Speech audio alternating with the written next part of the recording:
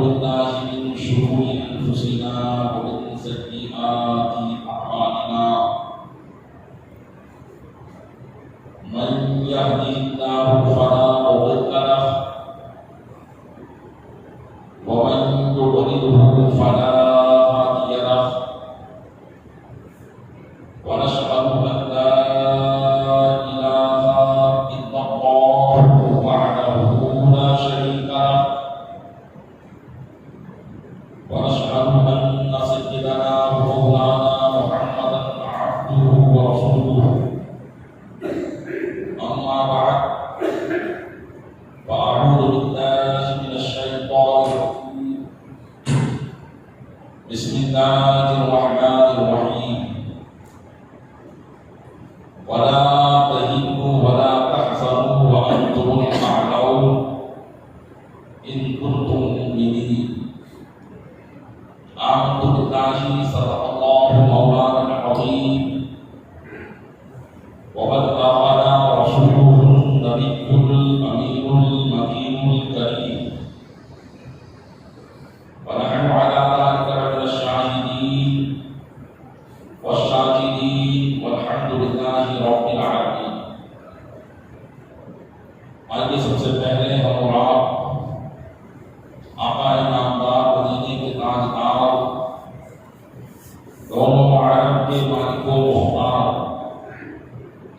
نائب پروردگار گلشن ہستی کی اپنی فصل بہار کے دربار گوہر درود پاک کا ابتہار پیش کریں اور سیدنا شفیعنا نبینا مولانا محمد عبد الجود والکرم وآلہ وبارک وسلم عقیدت و محبت کے ساتھ سیدنا شفیعنا نبینا مولانا محمد عبد الجود والکرم وآلہ وبارک وسلم وبدے شدہ کے تصور کے ساتھ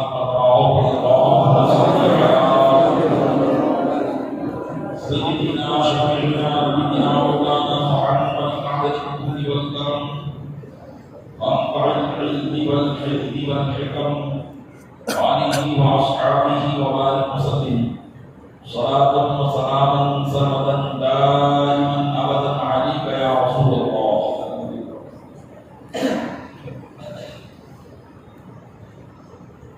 خطبہ مسلمان کے بعد قرآن مقدس کی ایک آیت کریمہ کے مختصر سے حصے کی تلاوت کا شرح میں نے حاصل کیا ہے.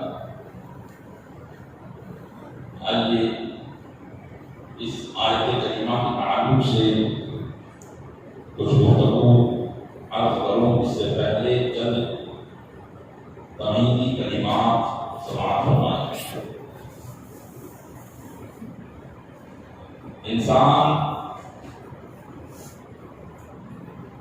چاہے اس کا تعلق کسی بھی مذہب سے ہو یا کسی بھی وطن کا وہ رہنے والا ہو، طبعی طور پر اور فطری طور پر اسے چار چیزوں سے محبت ہوتی ہے.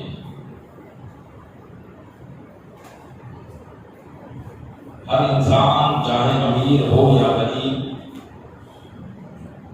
کافر ہو یا مسلمان، وہ طبعی طور پر چار چیزوں سے محبت کرتا ہے. ایک ہے وطن سے محبت، اور ایک مال سے محبت، اور ایک ہے اولاد سے محبت، اور ایک ہے جان سے محبت. وطن، مال، اولاد اور جان، یہ چار ایسی چیزیں ہیں کہ جن سے بنا تفریق مذہب و ملت ہر انسان محبت کرتا ہے. اور پھر ان چاروں چیزوں میں محبت کا جو معیار ہے، جو پیمانہ ہے، وہ برابر نہیں، بلکہ ان چار چیزوں میں کسی سے زیادہ محبت کرتا ہے، کسی سے کم محبت کرتا ہے، اور وقت آ جانے پر ایک محبت پر دوسری محبت کو قربان کر دیتا ہے۔ جیسے انسان اپنے وطن سے محبت کرتا ہے، جس جگہ وہ رہتا ہے، جس جگہ اس کے اہل و عیال ہیں، اس کی فیملی ہے، اس کا کاروبار ہے، اس جگہ سے وہ محبت کرتا ہے، لیکن جب اس پر کوئی پریشانی آ جائے، مالی اعتبار سے وہ تکالیف میں مبتلا ہو، اور نوبت یہاں تک آ پہنچے کہ اب اسے کسی دوسرے وطن میں جا کر کاروبار کرنا ہے، تو وہ مال کی محبت میں آ کر اپنے وطن کی محبت کو قربان کر دیتا ہے، وطن کو چھوڑ دیتا ہے، اہل و عیال کو چھوڑ دیتا ہے، اور مال حاصل کرنے کے لیے دوسرے مقام پر وہ منتقل ہو جاتا ہے۔ پھر مال کی محبت بھی اس کی کہاں تک ہے کہ اگر اس کی اولاد میں سے کوئی بیمار ہو جائے، پریشان ہو جائے، تو اب اولاد کی محبت پر وہ اپنی مال کی محبت کو قربان کر دیتا ہے۔ اب وہ یہ نہیں دیکھتا کہ مال میں اتنی محنت سے کمایا ہے اور ایک ہی دن میں ہاسپٹل کے اندر اتنا خرچ ہو رہا، بلکہ وہ یہ سوچتا ہے کہ اولاد کو تکلیف نہیں ہونی چاہیے، چاہے جتنا مال خرچ ہو جائے۔ تو پتا چلا کہ اولاد کی محبت پر انسان مال کی محبت کو قربان کر دیتا ہے، لیکن جب انسان کی خود جان پر بنائے اور خود بیمار اور پریشانیوں میں مبتلا ہو جائے، تو اس وقت وہ اپنی اولاد کو بھی بھول جاتا ہے، اپنی اولاد کو بھی یاد نہیں رکھتا۔ پتا چلا کہ انسان اپنی اولاد، اپنی جان پر اپنی اولاد کی محبتوں کو بھول جاتا ہے، اپنی اولاد کی محبت پر جان کی محبت کو ترجیح دے دیتا ہے، اور اپنی جان بچانے کے لیے، اپنے عشوات کے لیے وہ اپنی اولاد کی محبت کو بھی قطع نظر کر دیتا ہے۔ ان چاروں محبت میں سارے انسان برابر ہیں، چاہے وہ مسلم ہو، کافر ہو، امیر ہو یا غریب ہو، ہر ایک ان چاروں محبت میں برابر ہیں۔ لیکن مسلمان کی ان میں شان امتیازی ہے۔ مسلمان جملہ انسان کی طرح نہیں، اللہ تبارک و تعالیٰ نے اس کو ایک الگ شان عطا فرمائی ہے۔ اللہ تبارک و تعالیٰ نے مسلمان کو ایک ممتاز شخصیت بنایا ہے۔ مسلمان ان چار چیزوں سے تو طبعی اعتبار سے محبت کرتا ہی ہے، لیکن ان چار چیزوں کے علاوہ اس کے لیے ایک اور محبت ہے۔ جس طریقے سے اللہ تبارک و تعالیٰ نے مسلمان کے لیے ہر چیز کھانے پینے کا حکم نہیں کیا، بلکہ کچھ چیزیں اس کے لیے حلال کی، کچھ چیزیں اس کے لیے حرام کی۔ شراب اور خنزیر یہ دیگر قومیں کھاتی ہو تو کھائیں، لیکن مسلمان کے لیے ان چیزوں کو حرام قرار دیتے ہیں کہ مسلمان ان چیزوں سے لذت اور غذا حاصل نہیں کر سکتا ہے۔ اگر وہ کرے گا تو سخت گناہگار ہوگا اور آخرت کے عذاب میں گرفتار ہوگا۔ اسی طریقے سے لباس بھی مسلمانوں کا اللہ تبارک و تعالیٰ نے ہر قسم کا حلال قرار نہیں دیا، بلکہ کچھ لباس اور کچھ زیورات مسلمان مردوں پر حرام قرار دے دیے، جیسے ریشم اور سونا مسلمان مردوں پر حرام، عورتوں کے لیے جائز۔ اگر کوئی کافر مرد ریشم اور لباس پہنتا ہے تو دنیاوی اعتبار سے اس کے لیے کوئی پکڑ نہیں ہے۔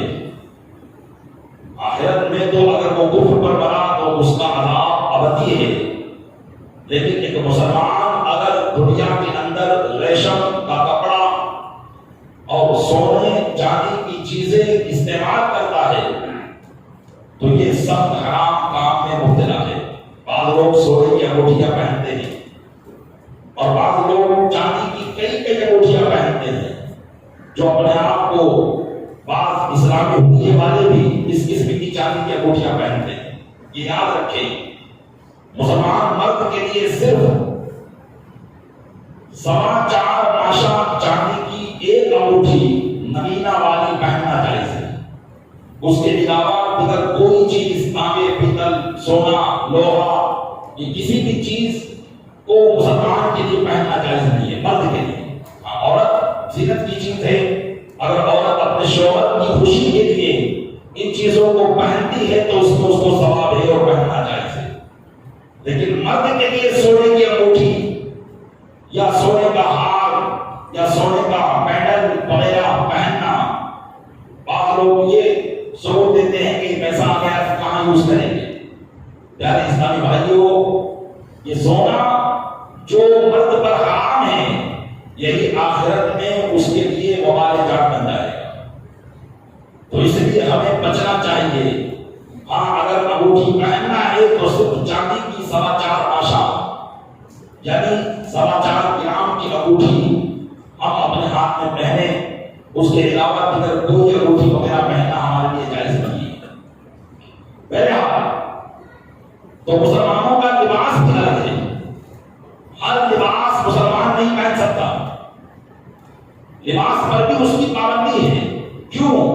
اس لیے کہ مسلمان اللہ کے عام بندوں کی طرح نہیں ہے، بلکہ مسلمان اللہ عز و جل کے خاص بندے ہیں، اور جو دنیا میں خاص ہوا کرتا ہے اس کے لیے خاص قسم کی وردیاں ہوا کرتی ہیں، خاص قسم کا رزق ہوا کرتا ہے، جو دنیاوی اعتبار سے بڑے منصب پر فائز ہوتا ہے۔ آپ اس کو دیکھیں گے کہ وہ ہر چیز ہر جگہ نہیں کھائے گا، اس کے لیے کھانے کے لیے بھی چیزوں کو چیک کیا جائے گا۔ اسی طریقے سے جو عام گورنمنٹی سروینٹ ہوگا وہ ہر کپڑا نہیں پہن سکتا، اپنی ڈیوٹی بجانے کے لیے اسے وہی وردی پہننا ہوگی جو گورنمنٹ سے ملی ہوگی، وہی اس کی شان و شوکت کا ذریعہ ہوگا۔ اسی طریقے سے مسلمان اپنے رب عز و جل کا ایک خاص بندہ ہے، ہر جگہ وہ نہیں مار سکتا، ہر چیز کو نہیں کھا سکتا، ہر چیز کو وہ استعمال نہیں کر سکتا۔ اللہ تبارک و تعالیٰ نے اس کے لیے قرآن مقدس اور رسول اکرم صلی اللہ علیہ وسلم نے احادیث مبارکہ میں جن چیزوں کا حکم دے دیا ہے وہی چیزیں اسے استعمال کرنی ہے اور وہی چیزیں اسے کھانا ہوگی۔ اسی میں اس کی شان امتیازی ہے، اسی میں اس کی سربلندی ہے، اور اسی میں دنیا اور آخرت میں اس کی عزت ہے، ورنہ دنیا کے اندر بھی وہ ذلیل و رسوا ہوگا اور آخرت میں بھی ذلیل و رسوا ہوگا۔ تو پتہ چلا کہ مسلمان ہر معاملے میں شان امتیازی رکھتا ہے۔ اسی طریقے سے محبت کے معاملے میں بھی ہر انسان تو صرف 4 چیزوں سے محبت کرتا ہے، لیکن مسلمان ایک 5ویں چیز سے بھی محبت کرتا ہے، اور وہ 5ویں چیز ہے ایمان۔ وہ 5ویں چیز ہے ایمان، کہ جس سے ہر مسلمان محبت کرتا ہے، اور پھر ان چاروں محبتوں پر وہ ایمان کو ترجیح دیتا ہے، اور ایمان کے لیے ان چاروں محبتوں کو قربان کر دیتا ہے۔ مال کی محبت، وطن کی محبت، اولاد کی محبت اور اپنی جان کی محبت۔ یا اگر ایمان بچانے کے لیے وطن چھوڑنا پڑے تو وطن چھوڑ دیتا ہے، مال قربان کرنا پڑے تو قربان کر دیتا ہے، اولاد کو قربان کرنا پڑے تو قربان کر دیتا ہے، یہاں تک کہ اپنی جان کی بازی لگانے کی بھی باری آئی تو وہ اس کام کو بھی کر بیٹھتا ہے، لیکن اپنے ایمان کی حفاظت کرتا ہے۔ تو یہ ایمان کی محبت، اللہ تبارک و تعالیٰ نے مسلمانوں کو جو محبت عطا کی ہے وہ ایمان کی محبت، کہ وہ اس سے محبت کرے۔ اب رہی بات یہ کہ ایمان کیا ہے، ایمان کہتے کس کو ہے؟ ہم اور آپ کے ذہن میں تو یہی بات ہوتی ہے کہ جو مومن ہے وہ ایمان والا ہے، جو مسلم ہے وہ اسلام والا ہے، دیگر مذہب کی طرح ایک مذہب اسلام بھی ہے، دیگر ادیان کی طرح ایک دین اسلام بھی ہے، تو جو اسلام لے آتا ہے اسے مسلمان کہتے ہیں، مومن کہتے ہیں۔ لیکن غور کریں پیارے اسلامی بھائیوں، ایمان جو ہم نے سمجھ رکھا ہے وہ نہیں ہے۔ ایمان کیا ہے؟ اور آپ فرماتے ہیں کہ ایمان نام ہے حضور اکرم سرور عالم صلی اللہ علیہ وسلم کی محبت اور ان کی اطاعت کرنے کا۔ ان کی محبت جتنی دل میں ہوگی اتنا ہی ایمان مضبوط ہوتا چلا جائے گا۔ ان کی فرمانبرداری، ان کے نقش قدم پر جتنا چلنا پایا جائے گا آدمی اتنا ہی پکا مسلمان ہوتا چلا جائے گا۔ تو پتہ چلا کہ ایمان نام ہے سرور عالم صلی اللہ علیہ وسلم کی محبت کو دل میں بسانے اور ان کی اطاعت کرنے کا، ان کی فرمانبرداری کرنے کا نام ایمان ہے۔ حدیث پاک ہے، حضرت عمر رضی اللہ عنہ اس حدیث کے راوی ہیں، رسول اکرم صلی اللہ علیہ وسلم کی بارگاہ میں حاضر ہوئے تو آقا علیہ السلام نے چند گفت و شنید کے بعد ارشاد فرمایا، لا یؤمن احدکم حتی اکون احب الیہ من والدہ وولدہ والناس اجمعین۔ ارشاد فرمایا کہ عمر، تم میں سے کوئی اس وقت تک کامل مومن نہیں ہو سکتا، اس وقت تک مکمل ایمان والا نہیں ہو سکتا جب تک میں اس کے نزدیک اس کے مال، اس کی اولاد اور اس کے ماں باپ اور سارے لوگوں سے زیادہ محبوب اور پیارا نہ ہو جائے۔ تو پتہ چلا کہ سب سے زیادہ محبت کرنے کا نام مکمل ایمان ہے۔ ہم نے اپنی زبان سے کلمہ پڑھ لیا، اللہ اور رسول کو مان لیا، تو یہ ایمان تو ہو گیا، لیکن ایمان کی تکمیل ہوتی ہے محبت رسول پر۔ جو جتنا محبت رسول کرتا چلا جاتا ہے اس کے دل میں اتنا ہی ایمان رامزن ہوتا چلا جاتا ہے۔ اور یاد رکھیں، سرکار دو عالم صلی اللہ علیہ وسلم کی محبت یہی بنیاد ایمان ہے، یہی بنیاد ایمان ہے کہ ان کی محبت کے بغیر اللہ تبارک و تعالیٰ کی بارگاہ میں اطاعت و ریاضت یا عبادت یا کتنا ہی اپنے آپ کو اللہ کی بارگاہ میں موتیوں پر بردار کر دیا جائے، لیکن رسول اللہ صلی اللہ علیہ وسلم کی محبت دل میں نہ ہو تو پھر آدمی اللہ کی بارگاہ میں سرخرو اور کامیاب نہیں ہو سکتا ہے۔ قرآن کریم میں اللہ عز و جل ارشاد فرماتا ہے، انا ارسلناک شاہدا ومبشرا ونذیرا لتؤمنوا باللہ ورسولہ وتعزروہ وتوقروہ وتسبحوہ بکرۃ وعشیرا۔ بے شک ہم نے اے محبوب آپ کو گواہ، خوشخبری دینے والا اور ڈر سنانے والا بنا کر بھیجا۔ کہ آپ گواہ بھی ہیں، خوشخبری دینے والے بھی ہیں اور ڈر سنانے والے بھی ہیں۔ کیوں بھیجا؟ بھیجنے کی علت بیان کی، لتؤمنوا باللہ ورسولہ، تاکہ اے لوگوں تم اللہ اور اس کے رسول پر ایمان لاؤ، وتعزروہ وتوقروہ، اور اس کے رسول کی تعظیم اور توقیر کرو، وتسبحوہ بکرۃ وعشیرا، اور صبح و شام اللہ کی پاکی بیان کرو، یعنی صبح و شام اللہ کی عبادت کرو۔ اب آئیے اعلیٰ حضرت رضی اللہ تعالیٰ عنہ کی بارگاہ سے فیضان کو حاصل کرتے ہوئے اس آیت کریمہ کی تفسیر جو مفسرین سے نقل اعلیٰ حضرت رضی اللہ تعالیٰ عنہ نے کی ہے اس کی طرف میں آپ کو اشارہ دے رہا ہوں کہ اعلیٰ حضرت رضی اللہ تعالیٰ عنہ فرماتے ہیں اپنی کتاب تمہید ایمان میں، اے مسلمان ذرا دیکھ تو صحیح اس آیت کریمہ میں اللہ تبارک و تعالیٰ نے کیسی ترتیب ارشاد فرمائی ہے، کیسی ترتیب۔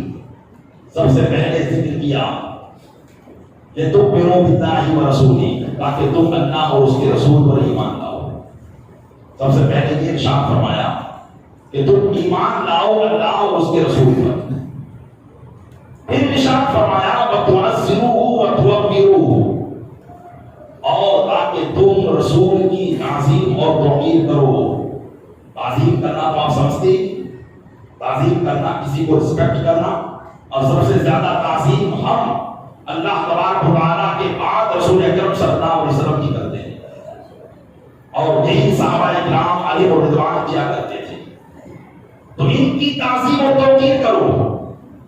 اور پھر آخر میں فرمایا تو سبحوہ بکرۃ و اصیلا، صبح و شام اللہ کی پاکی بولو، یعنی اس کی عبادت کرو. تو سب سے پہلے ایمان کو فرمایا، اس کے بعد محبت رسول اور تعظیم رسول کو فرمایا، اور اس کے بعد اپنی عبادت کو فرمایا. یہ تین باتیں ترتیب بار اللہ نے ارشاد فرمائی. اعلیٰ حضرت رضی اللہ تعالیٰ عنہ فرماتے ہیں کہ اس ترتیب کی وجہ کیا ہے؟ اس ترتیب کی وجہ یہ ہے کہ اگر کوئی ایمان لے آئے اور اللہ کی عبادت کرے لیکن تعظیم رسول نہ کرے، بیچ کی بات کو چھوڑے، تو نہ اس کا ایمان مقبول ہے نہ اس کی عبادت مقبول ہے. اس لیے کہ بہت سے لوگ ہوئے جو اپنے آپ کو کہتے ہیں کہ ہم مسلمان ہیں، ہم اللہ اور رسول کا کلمہ پڑھتے ہیں، اور ہم پنج وقت کا نماز پڑھتے ہیں، زکوٰۃ ادا کرتے ہیں، حج کرتے ہیں مسلمانوں کے ساتھ، اور عبادت و ریاضت بجا لاتے ہیں. لیکن جب دل میں محبت رسول نہ ہو، تعظیم رسول نہ ہو، تو پھر نہ تو اس کا ایمان کام کا ہے نہ اس کی عبادت کام کی ہے. اور اگر کوئی شخص صرف اللہ کی عبادت کرے، صرف اللہ کی عبادت کرے، جیسا کہ ہم اور آپ تو یہ سمجھتے ہیں کہ جو مسلمان ہے وہ اللہ کی عبادت کرتا ہے، لیکن بہت سے جوگی اور پادری ایسے بھی ہیں جو پہاڑ اور جنگلوں کے ویرانے میں اللہ کو خوش کرنے کے لیے تپسیا کرتے رہتے ہیں. اللہ کو خوش کرنے کے لیے اپنی زندگی پر سختیوں کو برداشت کرتے ہیں، دنیا کی نعمتیں اور لذتوں سے دور رہتے ہیں. لیکن جب وہ ایمان نہیں لائے تو ان کا اپنے اوپر ان مشقتوں کو برداشت کرنا اور دنیا کی لذت سے دور رہنا ان کے لیے کوئی کارآمد نہیں ہے. اللہ تعالیٰ ایسے لوگوں کے لیے ارشاد فرماتا ہے عاملۃ ناصبۃ تصلیٰ نارا حامیہ، عمل بھی کریں، مشقتیں بھی جھیلیں، لیکن بدلہ کیا ہوگا؟ بدلہ یہ ہوگا کہ وہ بھڑکتی ہوئی آگ میں پہنچیں گے. یعنی دنیا کی لذتوں سے بھی دور رہے، دنیا اور پہاڑوں ویرانوں میں زندگیاں گزاری، اللہ کو خوش کرنے کے لیے عبادت کی، لیکن جب ایمان نہیں لائے اور رسول سے محبت نہ کی تو پھر بدلہ ان کا یہ ہے کہ وہ ایسی آگ میں پہنچیں گے جو اللہ تعالیٰ نے بھڑکا رکھی ہے. اور اللہ ان کے لیے فرماتا ہے وَقَدِمْنَاهُ إِلَىٰ مَعَمَلٍ وَجَعَلْنَاهُ هَبَاءً مَنثُورًا، انہوں نے جو کچھ اعمال کیے ہم نے سب برباد کر دیے، ایسوں کے اعمال برباد کر دیے جائیں گے. تو اب آپ دیکھیں کہ اگر کوئی ایمان اور تعظیم رسول اور محبت رسول کو چھوڑ کر صرف عبادت کرتا ہے تو اس کی عبادت بھی کام آنے والی نہیں ہے. اسی طریقے سے اگر کوئی آگے پیچھے والی دونوں باتوں کو چھوڑ دے، ایمان کو بھی چھوڑ دے اور اللہ کی عبادت کو بھی چھوڑ دے، صرف رسول اللہ سے محبت کرے. بہت سے ایسے کافرین بھی ہوئے جو رسول اللہ سے محبت کرتے تھے، جنہوں نے آقا علیہ السلام کی شان میں کئی کتابیں لکھ ڈالی، کئی نعتیں لکھ ڈالی، لیکن وہ کفر کی حالت میں رہے. تو پھر بدلہ کیا ہوگا؟ بدلہ ان کا بھی یہی ہوگا کہ ایمان محبت رسول اسی وقت کام آئے گی جبکہ ایمان کامل ہو، اور ایمان اسی وقت ہوگا جبکہ محبت رسول ہو. تو پتا چلا کہ ان تینوں باتوں میں اللہ تبارک و تعالیٰ نے ربط اور ضبط کو پیدا کیا ہے. جو ان تینوں باتوں کو ترتیب پار کرے گا اور پھر ان تینوں باتوں کے بیچ والی بات کو جو مضبوطی سے پکڑے گا، اس کا ایمان بھی اللہ کی بارگاہ میں مقبول ہوگا، اس کی عبادت بھی مقبول ہوگی. حضرت رضی اللہ تعالیٰ اسی کو تو فرماتے ہیں اللہ کی سرتابہ قدم شان ہے، اللہ کی سب تابع قدم شان ہے یہ، انسان نہیں انسان وہ انسان ہے، ایک جیسا انسان اللہ تبارک و تعالیٰ نے پیدا ہی نہیں کیا ہے، انسان نہیں انسان وہ انسان ہے یہ۔ قرآن تو ایمان بتاتا ہے انہیں، اور ایمان یہ کہتا ہے میری جان ہے، تو پتا چلا کہ ایمان کی جان وہ محبت رسول صلی اللہ علیہ وسلم ہے، اس کو ایمان کہتے ہیں، اس کو ایمان کہتے ہیں۔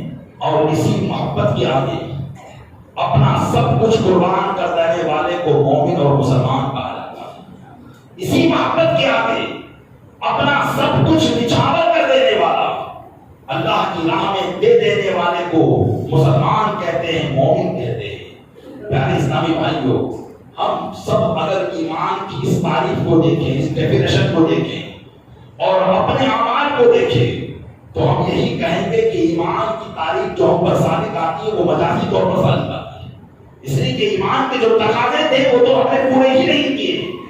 ایمان کے تقاضے تو وہ پورے کر گئے جنہوں نے رسول اکرم صلی اللہ علیہ وسلم کی صحبت پائی تھی۔ اب آپ دیکھیں جو حقیقی مومن ہوتا ہے، اللہ تبارک و تعالیٰ نے جیسا کہ آپ نے ابتدائی گفتگو میں سماعت کیا کہ 4 چیزوں کی محبت کو ایمان پر قربان کر دینے والا وہی حقیقت میں مسلمان ہے۔ اب آپ دیکھیں وطن سے کس کو محبت نہیں ہوتی، ہر ایک شخص اپنے وطن سے محبت کرتا ہے، اور وہ بھی وطن ایسا ہو جس میں اللہ کا گھر ہو، مکہ مکرمہ ہو۔ ساری دنیا جہاں حج کرنے کے لیے آتی ہو، لیکن اگر وہاں پر ایمان پر رہنا دشوار ہو جاتا ہو، مشکل ہو جاتا ہو، صحابہ کرام کے ساتھ مکہ مکرمہ میں یہی تو حالات سامنے آئے تھے۔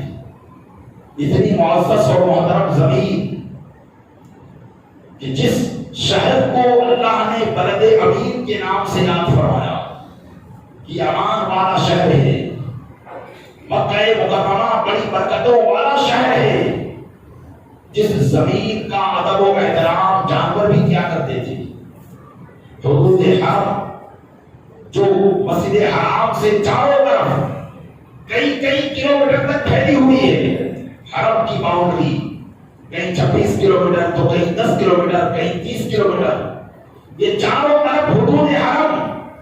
اللہ تبارک و تعالیٰ نے اس حرم کی سرزمین پر کسی بھی ظالم طاقتور کو کمزور پر ظلم کرنا حرام کر دیا تھا۔ تو کوئی بھی انسان اگر کسی اپنے دشمن سے بدلہ دیتا تو جب تک وہ اس باؤنڈری کو کراس نہیں کر جاتا وہ اس سے بدلہ نہ لے پاتا۔ اگر کسی کو اپنی جان بچانی ہوتی تو وہ حدود حرم میں داخل ہو جاتا، تو مارنے والا خود بخود اس سے رک جایا کرتا تھا۔ اور یہ ادب و احترام صرف انسان کے دل میں نہیں تھا، بلکہ یہی ادب و احترام جانوروں کے دل میں بھی تھا کہ اگر کسی بکری پر کوئی بھیڑیا حملہ کر دیتا اور وہ بکری حدود حرم سے باہر ہوگی، حرم کی باؤنڈری سے باہر ہوگی، اور اگر کوئی بھیڑیا اس پر حملہ کرتا اور وہ بکری حرم کی باؤنڈری میں داخل ہو جاتی تو وہ بھیڑیا بھی رکایا کرتا تھا۔ کیوں؟ اس لیے کہ اللہ تبارک و تعالیٰ نے اس سرزمین کی عظمت کو اپنی ہر مخلوق کے دل میں اتار دیا تھا۔ وہ حدود حرم اور وہ وطن جس کا ہو، لیکن ایمان پر رہنا اور محبت رسول کے گن گانا جہاں دشوار ہو گیا ہو، تو آقا علیہ السلام نے صحابہ کرام کو ارشاد فرمایا کہ اپنے اس وطن کی محبت پر اب تم ایمان کو ترجیح دو اور اپنے ایمان کو بچاؤ اور یہاں سے ہجرت کر جاؤ۔ صحابہ کرام علیہ رضوان میں بہت سے وہ تھے کہ جن کا بڑا بڑا کاروبار مکہ مکرمہ میں چلا کرتا تھا۔ حضرت عثمان غنی رضی اللہ عنہ خود اپنے زمانے کے ایک بہت بڑے تاجر اور جن کا اچھا خاصا کاروبار تھا، لیکن جب ایمان پر آنچ آنے لگی اور کھل کر اللہ کی عبادت کرنے میں انہیں دشواریاں ہونے لگی، تو اللہ کے محبوب صلی اللہ علیہ وسلم نے 12 مسلمان مرد اور 4 عورتوں کا یہ قافلہ سب سے پہلے مکہ مکرمہ سے حبشہ کی طرف ہجرت کرنے کا حکم دیا۔ تو انہوں نے یہ نہ دیکھا کہ ہم چلے جائیں گے تو پراپرٹی کا کیا ہوگا، کاروبار کا کیا ہوگا، رشتے دار کا کیا ہوگا؟ ذہن میں صرف ایک بات سوال تھی اور وہ یہ تھی کہ اگر یہاں سے چلے جائیں گے اگرچہ پراپرٹی کا ستیہ ناش ہو جائے گا، کافرین قبضہ کر لیں گے، اہل و عیال چھوٹ جائیں گے، رشتے داروں سے رشتے داری ٹوٹ جائے گی، لیکن ایمان سے اپنا رشتہ سلامت رہے گا، ایمان محفوظ ہو جائے گا۔ دیکھیے ان مسلمانوں نے اپنے ایمان پر اپنی وطن کی محبت کو قربان کر دیا، اور جہاں تک کہ دھیرے دھیرے اکثر مسلمان مکہ مکرمہ سے مدینہ منورہ ہجرت کر گئے، سرکار دو عالم صلی اللہ علیہ وسلم بھی یہاں سے ہجرت کر کے چلے گئے، اپنے سارے معاملات کو چھوڑ دیا، تو پتا چلا کہ مسلمان جو ہوتا ہے وہ اپنے وطن کی محبت پر اپنے ایمان کو ترجیح دیتا ہے۔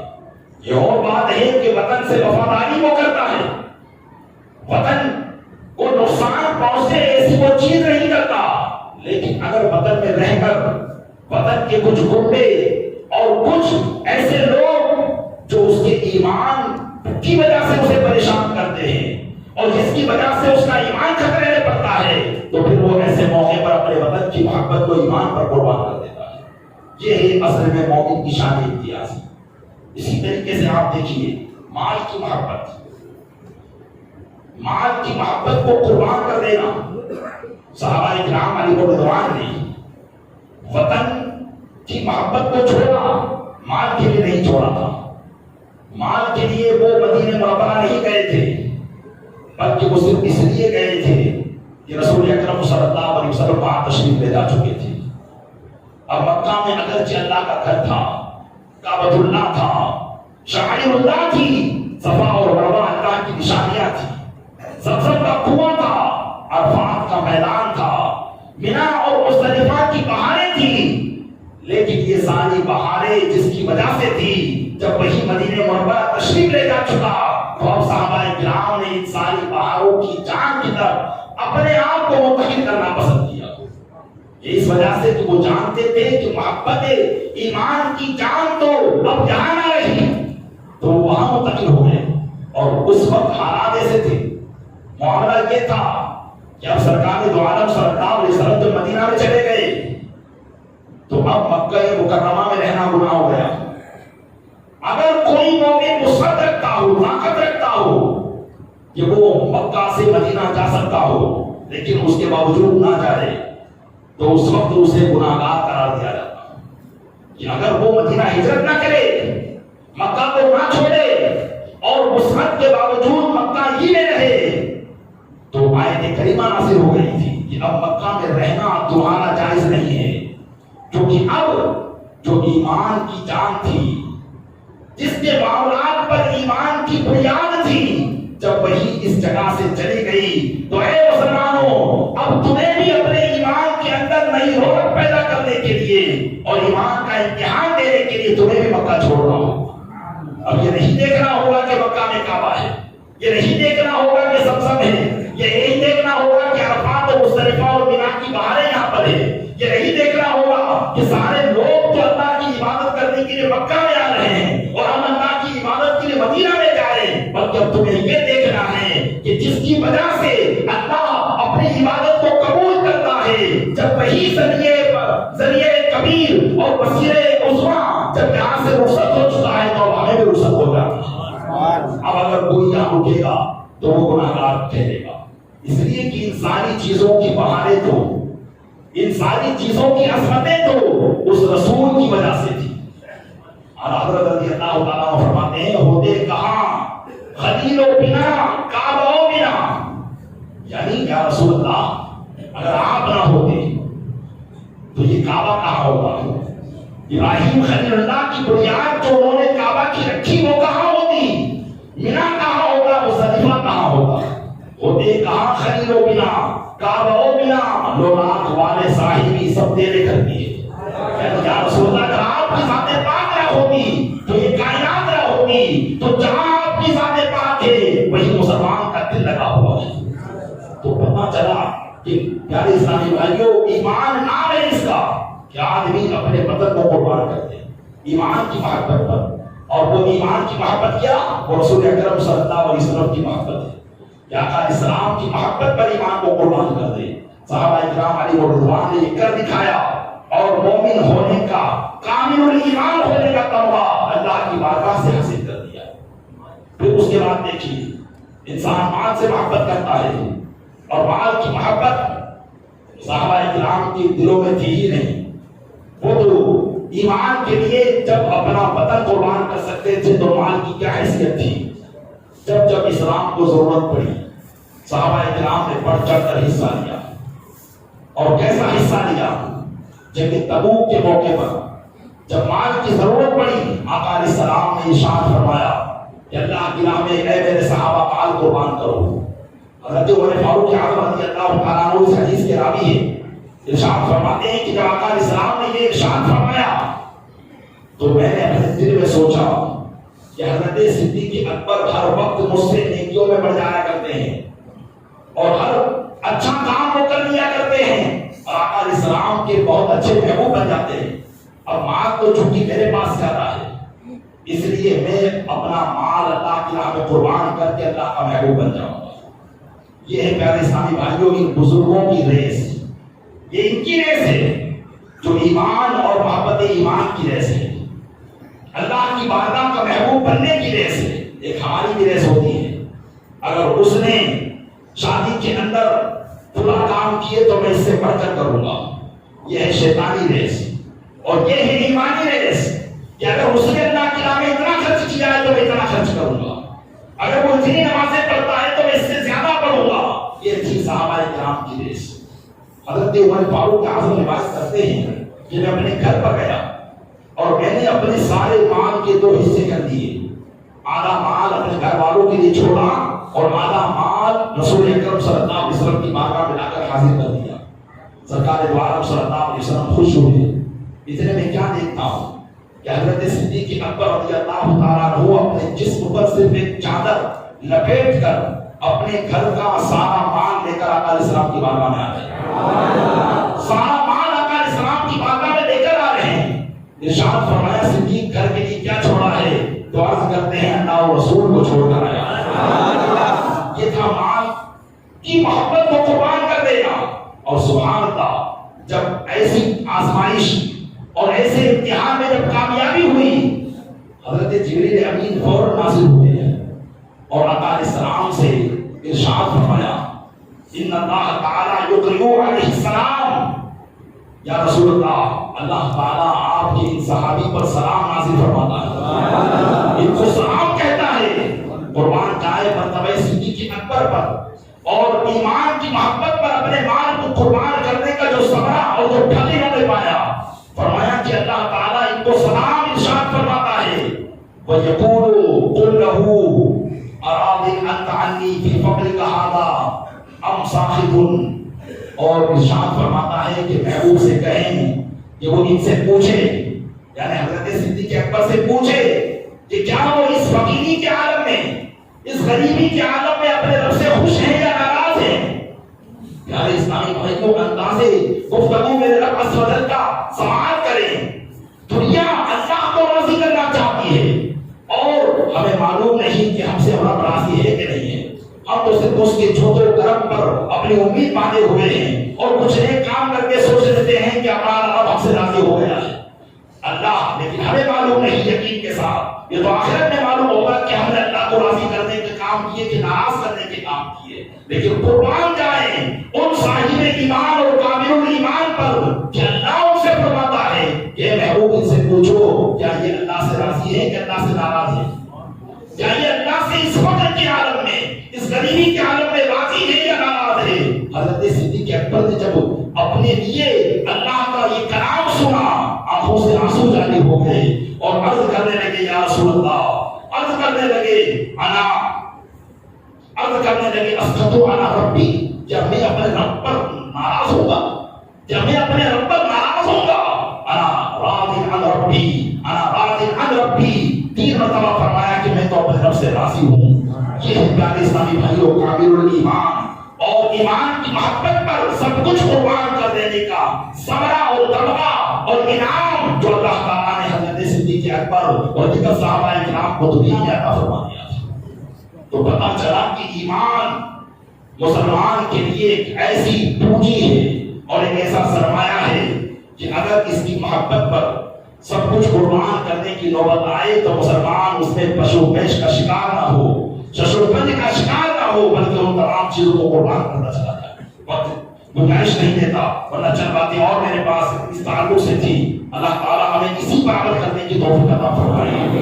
آپ غور کریں، یہی پیغام صحابہ کرام نے اپنی عملی زندگی سے دیا تھا، یہی پیغام بزرگان دین چلے آئے ہیں، دیتے چلے آئے ہیں، اور یہی پیغام ہمارا حضرت رضی اللہ تعالیٰ عنہ نے ہمیں دیا ہے۔ آپ کی کتاب توحید ایمان میں جب ہم اس کو پڑھتے ہیں، مطالعہ کرتے ہیں، تو ایسا لگتا ہے کہ وہ کس طریقے سے اللہ کے محبوب صلی اللہ علیہ وسلم کی محبت ہمارے دل میں اتارنے کی کوشش کر رہے ہیں، کیسے اتارنے کی کوشش کر رہے ہیں۔ ایک ایک بات کو پیش کر کے ارشاد فرماتے ہیں کہ تو آقا علیہ السلام کا غلام کہلاتا ہے، اور تیرے دل میں ان کی محبت آتی ہے جو دنیاوی کاموں کاج ہیں، جو ان کے بارگاہ کے گستاخ ہیں، تیرے دل میں ان کی محبت کیسے آ جاتی ہے؟ یقیناً مسلمان کی شان یہ ہوتی ہے کہ جب وہ ایمان نے کامل کا مزہ چکھتا ہے تو پھر اس کے نزدیک ساری محبتیں ختم ہو جاتی ہیں۔ پیارے اسلامی بھائیوں، آج آخرت کا جو معیار، آخرت میں کامیابی کا جو معیار ہے، وہ کامیابی کا معیار صرف اللہ کے رسول صلی اللہ علیہ وسلم سے محبت ہے۔ کہ محبت کے بغیر نہ تو عبادت اطاعت چاہے جتنے حج اور نمازیں ادا کر دی جائے، کوئی بارگاہ ربی میں قبول نہیں ہوں گے۔ قبول کرانے والی صرف ایک ہی چیز ہے، اور وہ ہے محبت رسول، اور محبت رسول انسان اپنا لے اور پھر اس کے بعد عبادت اور ریاضت کرے اللہ کے محبوب کے آگے اور ان کی محبت کے آگے۔ اب ان کی محبت کیا ہے؟ ہم نے محبت کا معیار الگ سمجھ لیا ہے۔ ہم محبت یہ سمجھتے ہیں کہ ہم نعرے رسالت کے نعرے لگا دیں گے تو ہم نے اپنی محبت کا ثبوت دے دیا۔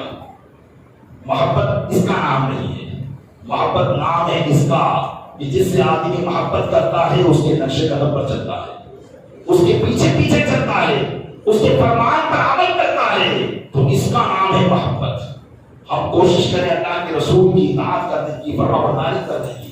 آج ہمارے اس رسوائی کے دور میں، یہ ہمارا جو رسوائی کا دور چل رہا ہے، آج مسلمان ہر جگہ پر پریشان ہیں، ہر جگہ پر وہ معتوب ہیں، ہر ایک اس کی طرف آنکھ اٹھا کر دیکھ رہا ہے۔ یہ عالم کیوں ہوا؟ یہ عالم اس لیے ہوا ہے کہ ہم نے اس محبوب کی اطاعت کو چھوڑ دیا ہے، ہم کسی اور کے راستے پر چلے گئے ہیں۔ جو برسوں سے ہمیں تباہ کرنے کی کوشش کر رہے تھے وہ کامیاب ہو گئے، اور کچھ کو عقیدے کی گندگی میں مبتلا کر دیا اور کچھ کو اعمال کی گندگی میں مبتلا کر دیا۔ ہم اگر سنی صحیح العقیدہ ہیں تو ہمیں اعمال کی گندگی میں مبتلا کر دیا ہے۔ ہم نماز نہیں پڑھتے، ہم روزے نہیں رکھتے، ہم کاروبار میں سچ نہیں بولتے، وعدہ خلافی کرتے ہیں، جھوٹ بولتے ہیں، اور اپنے مسلمان بھائیوں سے دشمنی کرتے ہیں۔ یہ ساری وہ چیزیں تھیں جو ہماری رسوائیوں کا سبب تھی، اسباب تھی۔ دشمنوں نے ان تمام چیزوں پر ریسرچ کر مسلمانوں کے اندر وہ چیزیں ڈال دی ہیں۔ ایک مسلمان جو کبھی اپنے آپ کو اپنے آقا کا دیوانہ کہنا اپنے لیے فخر سمجھتا تھا، آج وہ کسی اور کا دیوانہ نظر آ رہا ہے۔ اپنے حلیے سے، اپنے کردار سے، اپنے گفتار سے، اپنی بات چیت میں ڈائلاگ مارتا ہے تو فلمیں کرے جب اس کی زبان پر جاری ہوتے ہیں، اسٹائل کرتا ہے تو فلمی اسٹائل اس کے چہروں فکر پر سوار ہوتے ہیں۔ وہ اپنے آپ کو یہ سمجھتا ہے کہ میں فلاں ایک کی اگر نقالی کروں گا تو لوگ مجھے بہت اچھا کہیں گے۔ پیارے اسلامی بھائیوں، اگر لوگ اچھا کہیں گے تو وہ اسی طریقے کے لوگ ہوں گے جو ایسی ہی ذہنیت رکھتے ہوں گے۔ اگر اللہ اور رسول کی بارگاہ میں تمہیں اچھا بننا ہے تو پھر صدیق اکبر کی پیروی کرنا ہے۔ کیسا پیغام نازل ہوا تھا، کیسا پیغام نازل ہوا اللہ کی بارگاہ سے، محبوب کی اطاعت کرنے میں اور محبوب کے نام پر سب کچھ قربان کرنے میں، کہ اللہ تمہیں سلام کہتا ہے اور اے محبوب ان سے پوچھو کیا یہ اللہ سے راضی ہے کہ ناراض ہے۔ یہ پیغام ان کے لیے نازل ہوتا ہے۔ ہم چاہتے ہیں کہ ہمیں سارے مرتبے مل جائیں، ہم چاہتے ہیں کہ جنت الفردوس کا ہمارا مقام مل جائے، ہم چاہتے ہیں کہ محبوب کے قدموں میں جنت میں جگہ مل جائے، جنت البقیع ہمارا مدفن ہو۔ یہ ساری چیزیں ہم چاہتے ہیں، لیکن کیا ہم ان چیزوں کے لیے کوشش کرتے ہیں؟ ہمارے اعمال تو اتنے گندے ہو چکے ہیں کہ ہم ان چیزوں کے لائق نہیں ہیں اگر آقا کی عنایت نہ ہو۔ یہ تو ان کی عنایت ہے کہ برے بھی ان کے ہیں اور بھلے بھی ان کے ہیں، یہ ان کی رحمت ہے کہ انہوں نے ہمیں اپنا بنا رکھا ہے۔ لیکن ہم نے ان کو اپنا بننے کا کام نہیں کیا ہے کہ ہم ان کے بن جائیں۔ پیارے اسلامی بھائیوں، اسی لیے فی زمانہ ہمیں اپنے آقا صلی اللہ علیہ وسلم کی سنت پر عمل کرنے کی کوشش کرنا ہے، فرائض و واجبات کے ساتھ ساتھ سنت مبارکہ کو اپنانے کی کوشش کرنا ہے کہ انشاءاللہ یہی چیز مسلمان کے لیے بغیر نجات ہے، یہی چیز اس کے لیے دوزخ سے آزاد ہونے کا ذریعہ ہے، ورنہ ساری دنیا ساری زندگی کو ادھر ادھر کی کرتا رہے گا، آخر میں جب آنکھ بند ہو جائے گی تو پتا چلے گا کہ میں نے کیا کیا اور کیا نہ کیا۔ اللہ تعالیٰ اس سے پہلے ہمیں اپنے حالات پر غور و فکر کرنے کی توفیق عطا فرمائے اور اپنے حالات کو سنوارنے کی توفیق عطا فرمائے۔ آمین بجاہ نبی رحمت صلی اللہ